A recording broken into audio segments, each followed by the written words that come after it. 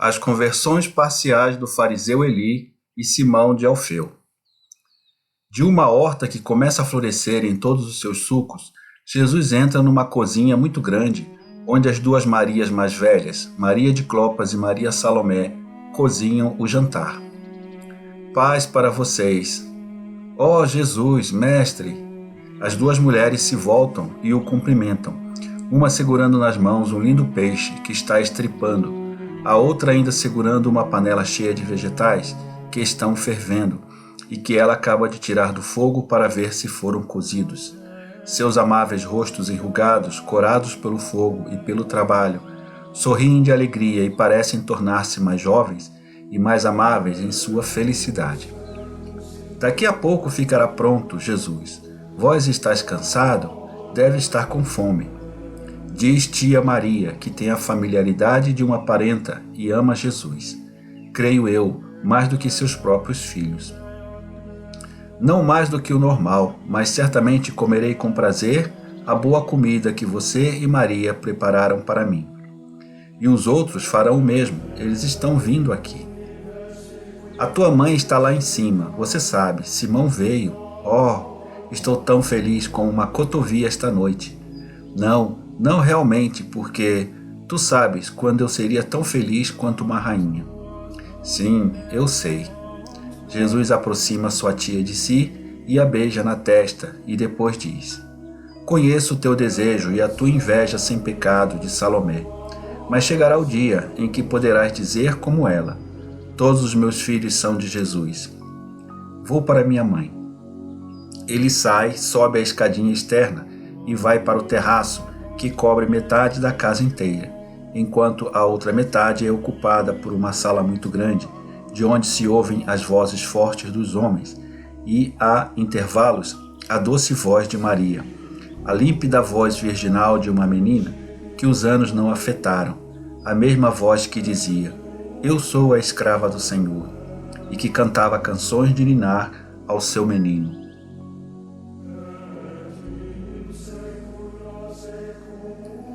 Jesus aproxima-se silenciosamente, sorrindo porque ouve dizer à sua mãe: A minha casa é o meu filho, não sofro estando longe de Nazaré, exceto quando ele está fora.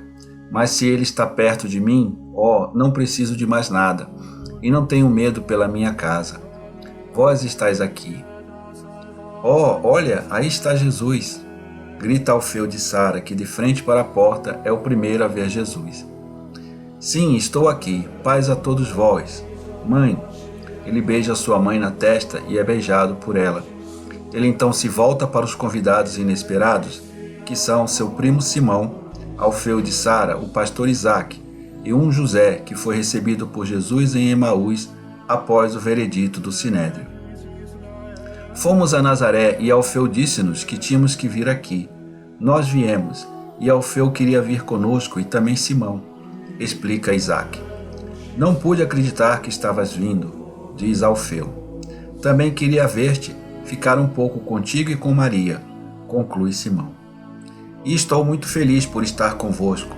Fiz a coisa certa em não ficar mais como desejava o povo de Quedesh, de onde cheguei vindo de Gergesa para Merom e contornando o outro lado do lago. Foi daí que viestes? Sim, visitei os locais onde já tinha estado e ainda mais longe. Eu fui até Giscala. Que longa estrada! Mas que grande colheita! Tu sabes, Isaque, éramos convidados do rabino Gamaliel. Ele foi muito gentil conosco. E então conheci o líder da sinagoga de Águas Belas. Ele está vindo também. Eu o confio a vocês. E então ganhei 3 discípulos. Jesus sorri com franqueza, com alegria. Quem são eles? Um velhinho em Corazim. Eu o ajudei há algum tempo, e o pobre homem, que é um verdadeiro israelita sem preconceito, para me mostrar seu amor, trabalhou em sua área como um arador perfeito trabalha a terra. O outro é um menino de 5 anos, talvez um pouco mais, inteligente e corajoso. Falei também com ele na primeira vez que estive em Betsaída, e ele se lembrava melhor do que os adultos.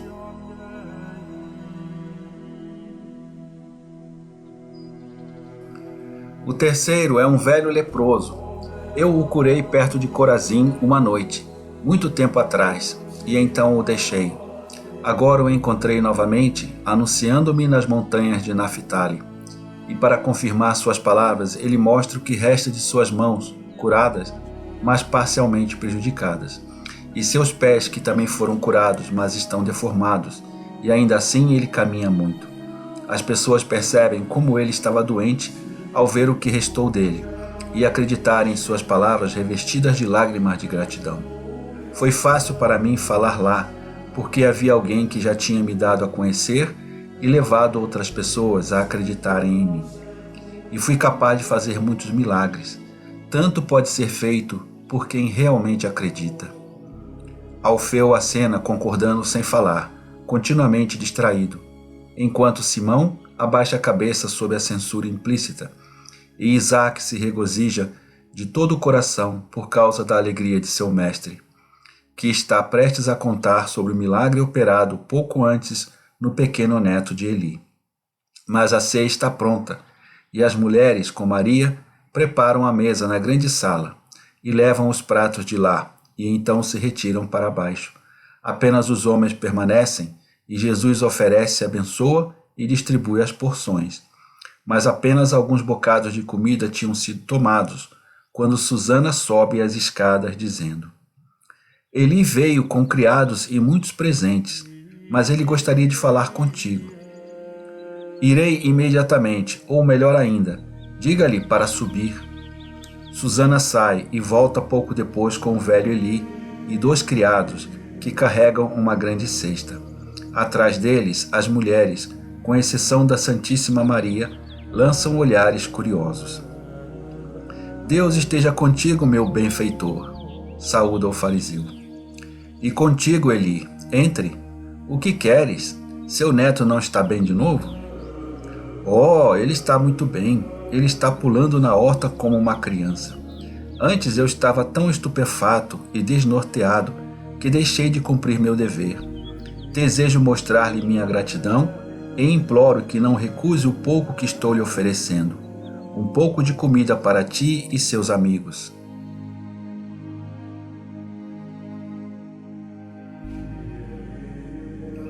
É o produto dos meus campos e eu gostaria de tê-lo na minha mesa amanhã, para agradecer mais uma vez e honrá-lo, junto com meus amigos.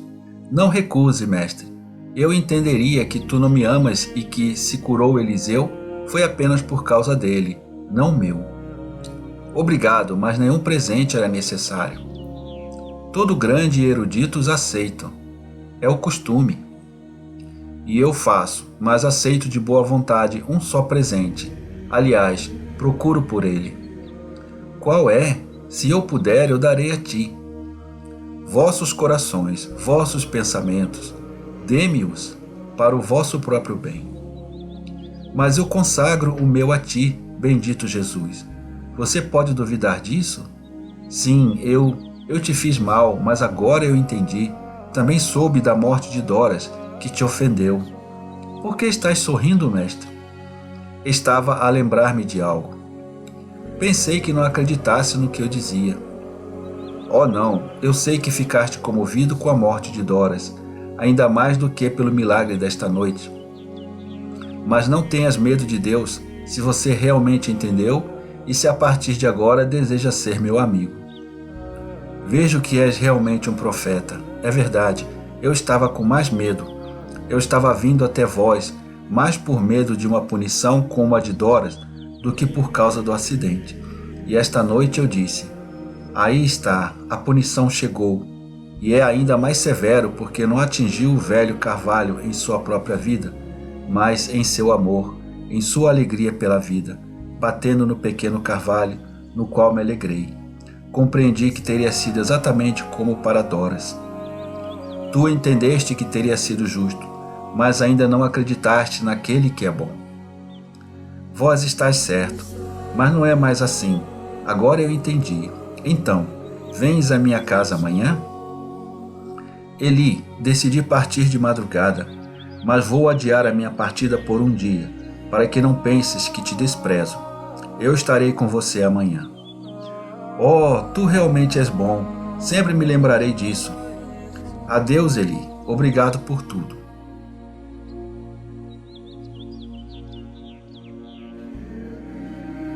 Essa fruta é linda. O queijo deve ser tão saboroso quanto a manteiga. E o vinho certamente muito bom. Mas você poderia ter dado tudo aos pobres em meu nome. Há algo para eles, se assim o desejares, no fundo, por baixo do resto. Foi uma oferta por ti. Bem, amanhã vamos distribuí-lo juntos, antes ou depois da refeição, como preferir. Que a noite seja tranquila para ti, Eli. E para vós, adeus. E vá embora com os seus servos. Pedro, que com toda a sátira de que é capaz, arrancou o conteúdo do cesto para devolvê-lo aos criados, coloca a bolsa na mesa diante de Jesus e diz, como se estivesse concluindo um discurso interno: e será a primeira vez que a velha coruja dá esmola. É verdade, confirma Mateus. Fui ganancioso, mas ele ultrapassou-me. Ele dobrou seu capital por meio de usura. Bem, se ele se conserta é uma coisa boa, não é? Diz Isaac. Certamente é uma coisa boa, e parece que sim, afirmam Filipe e Bartolomeu. Velho Eli, um convertido? Ha! Pedro ri com vontade. Simão, o primo, sempre pensativo, diz: Jesus, eu gostaria de te seguir. Não gosto desses, mas, pelo menos, como as mulheres fazem, deixe-me me juntar à minha mãe e à sua. Todas elas estão vindo. Eu, um parente, não espero ter um lugar entre os discípulos, mas pelo menos como um bom amigo. Que Deus te abençoe, meu filho. Há quanto tempo estou esperando para ouvir isso de você? Grita Maria de Alfeu. Venha, não rejeito ninguém, nem forço ninguém. Eu nem mesmo exijo tudo de todos. Eu pego o que você pode me dar. É bom que as mulheres nem sempre estejam sozinhas quando vamos a lugares que elas desconhecem. Obrigado, irmão. Vou contar a Maria, diz a mãe de Simão e acrescenta: ela está no seu quartinho a rezar. Ela vai ficar feliz.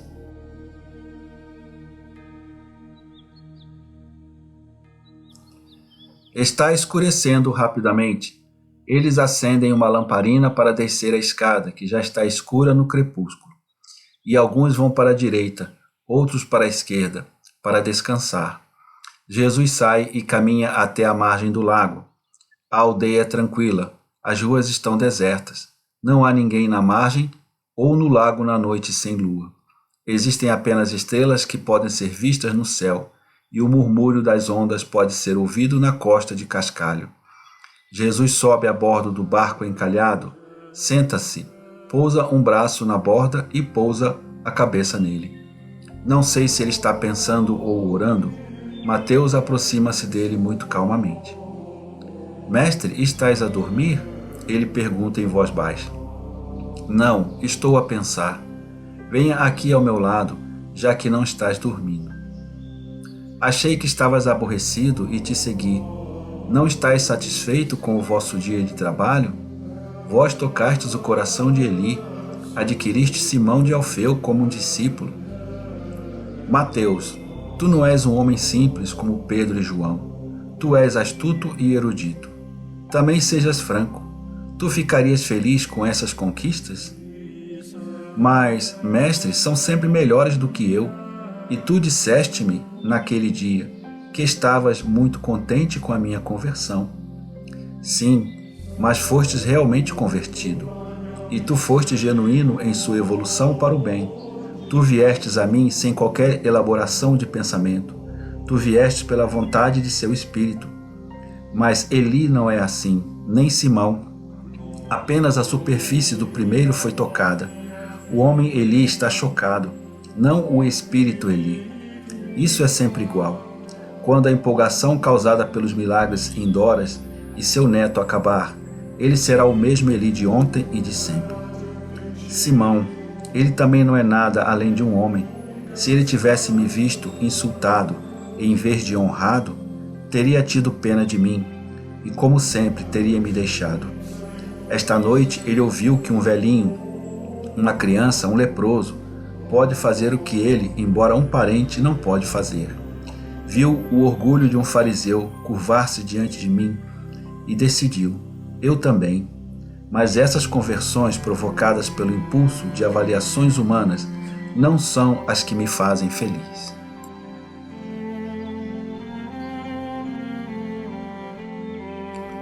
Pelo contrário, elas me desanimam. Fique comigo, Mateus. Não é uma noite de luar, mas pelo menos as estrelas estão brilhando. Esta noite, no meu coração, não há nada além de lágrimas. Que a tua companhia seja a estrela do teu aflito mestre. Mestre, se eu puder, dá para imaginar. O problema é que sempre sou um pobre homem miserável, um inútil. Pequei demais para ser capaz de agradá-lo. Eu não sou bom em falar. Ainda não sei como dizer as palavras novas, puras e sagradas, agora que deixei minha velha linguagem de fraude e luxúria. E temo nunca ser capaz de falar convosco e sobre vós. Não, Mateus, tu és um homem, com toda a experiência dolorosa de um homem. Você é aquele que, tendo provado lama e provado agora o mel celestial, pode dizer os dois sabores e dar sua verdadeira análise, e entender e fazer seus semelhantes entenderem agora e mais tarde. E eles vão acreditar em ti, porque tu és o homem, o pobre homem, que por sua própria vontade se torna o homem justo com que Deus sonhou. Deixa-me, o homem-deus, apoiar-me em ti, a humanidade que amei a ponto de deixar o céu por ti e morrer por ti. Não, não morra, não digas que estás morrendo por mim. Não para ti, Mateus, mas para todos os Mateus do mundo e dos séculos. Abraça-me, Mateus, beije o seu Cristo, por você e por todos. Alivie meu cansaço de um Redentor não apreciado. Eu o aliviei do seu cansaço de pecador. Enxugue minhas lágrimas, porque minha amargura, Mateus, é que fui tão pouco compreendido. Ó Senhor, Senhor, sim, claro. E Mateus, sentado perto do mestre e segurando-o com o braço, conforta-o com seu amor.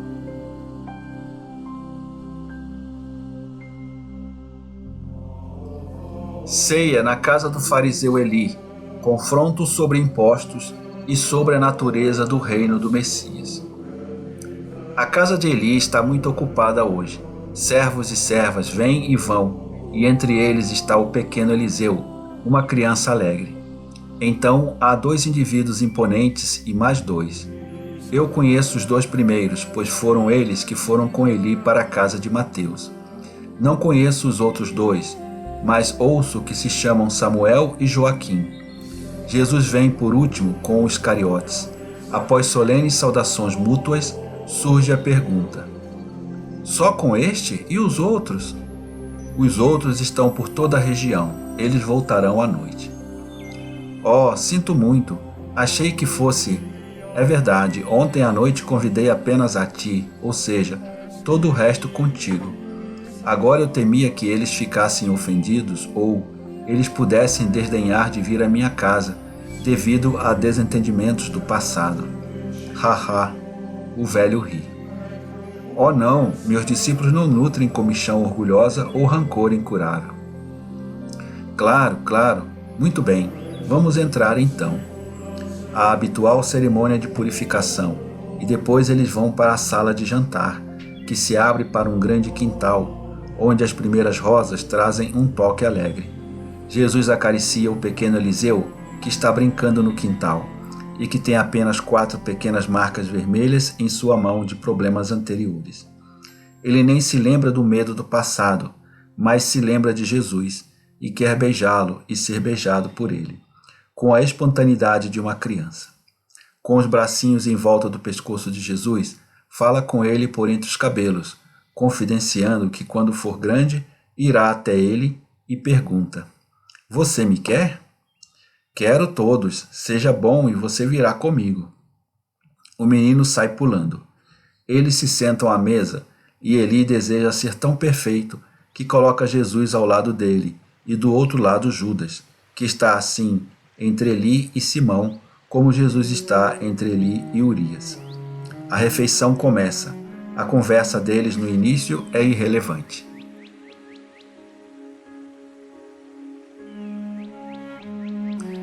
Em seguida, torna-se interessante.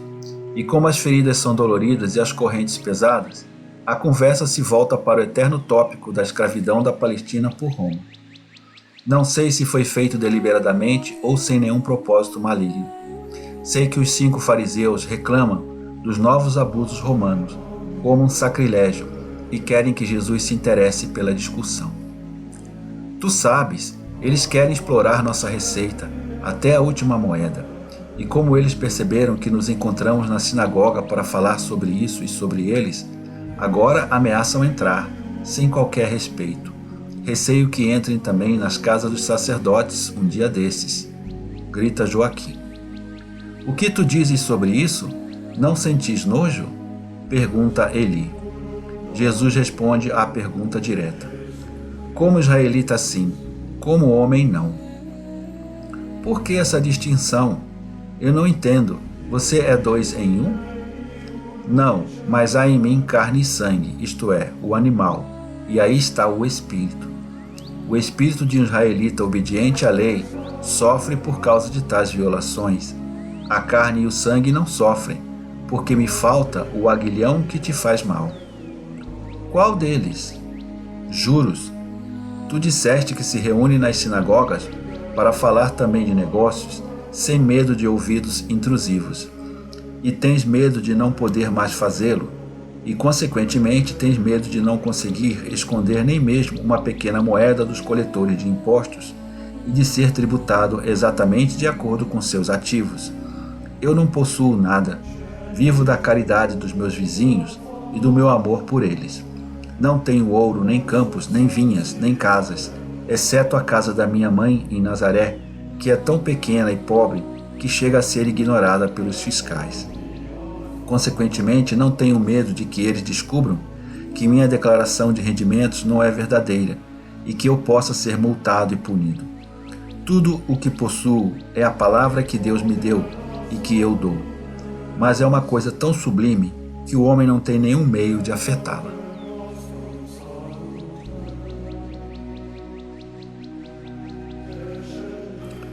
Mas se estivesses na nossa posição, o que farias? Bem, não me leve a mal se lhe digo com toda a franqueza minha opinião, que está em contraste com a sua. Digo-te solenemente que me comportaria de maneira diferente. Como? Não ofender a santa verdade. É sempre uma virtude sublime, mesmo quando se aplica a coisas humanas como os impostos. Mas então, como eles nos espoliariam? Mas vós não estáis considerando que temos muito e teremos que pagar muito. Vós disseste isso. Deus concedeu muito a ti. Na proporção, tu deves dar muito. Por que se comportar tão mal, como infelizmente muitos o fazem, de modo que os pobres sejam tributados desproporcionalmente? Estamos cientes da situação. Quantos impostos existem em Israel? Nossos impostos, que são injustos. Os grandes, que já têm tanto, se beneficiam deles, ao passo que são o desespero dos pobres, que têm que pagá-los e passar fome para encontrar o dinheiro. O amor ao próximo não recomenda isso. Nós, israelitas, devemos ter o cuidado de assumir sobre nós o fardo dos pobres. Vós estáis dizendo isso porque também sois pobre. Não, Urias, estou dizendo isso porque é justiça.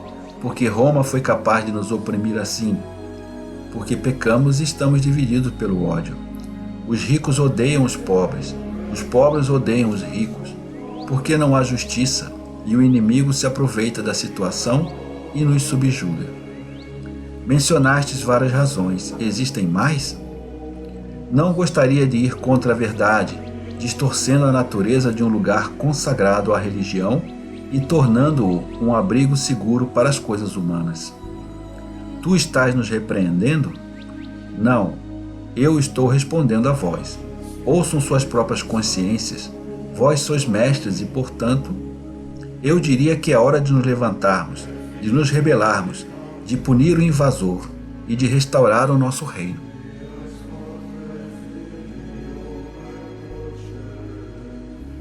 Verdade, verdade, você está certo, Simão.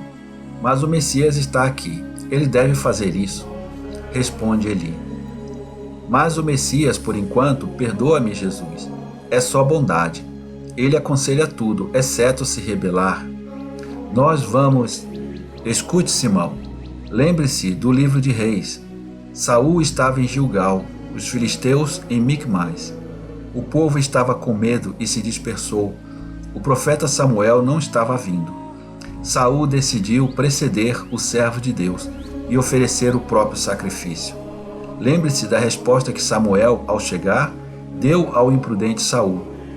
Você agiu como um tolo e não cumpriu a ordem que o Senhor lhe ordenou. Se você não tivesse feito isso, agora o Senhor teria confirmado sua soberania sobre Israel para sempre. Mas agora sua soberania não vai durar. Uma ação inoportuna e orgulhosa não serviu nem ao rei, nem ao povo. Deus sabe a hora, o homem não. Deus conhece os meios, o homem não. Deixe as coisas com Deus e mereça sua ajuda por meio de um comportamento santo. Meu reino não é um reino de rebelião e ferocidade, mas será estabelecido. Não é uma reserva para poucas pessoas, será universal. Bem-aventurados aqueles que virão a ele, que não sejam levados ao erro por minha pobre aparência, de acordo com o espírito do mundo, e que verão o Salvador em mim. Não tenham medo, eu serei rei, o rei que veio de Israel, o rei que estenderá seu reino por toda a humanidade. Mas vocês, senhores de Israel, não devem interpretar mal minhas palavras e as dos profetas que me anunciam. Nenhum reino humano, por mais poderoso que seja, é universal e eterno. Os profetas dizem que o meu será assim. Isso deve iluminar vocês sobre a verdade e espiritualidade do meu reino.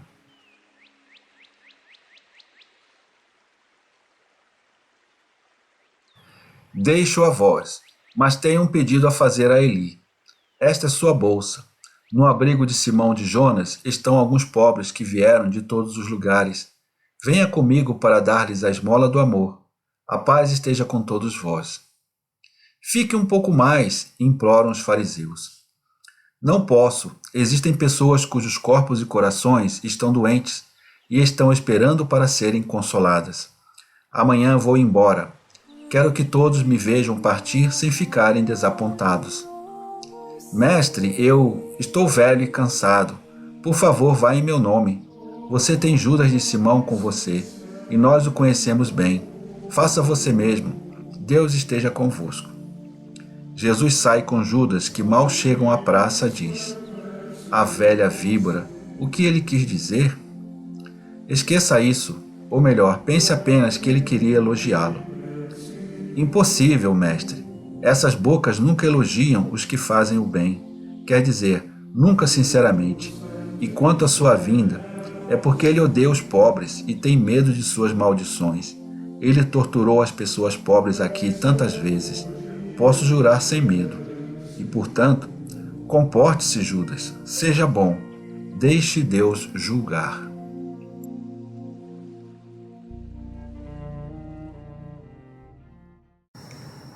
Inscreva-se no canal. Ative as notificações. Dê o seu like.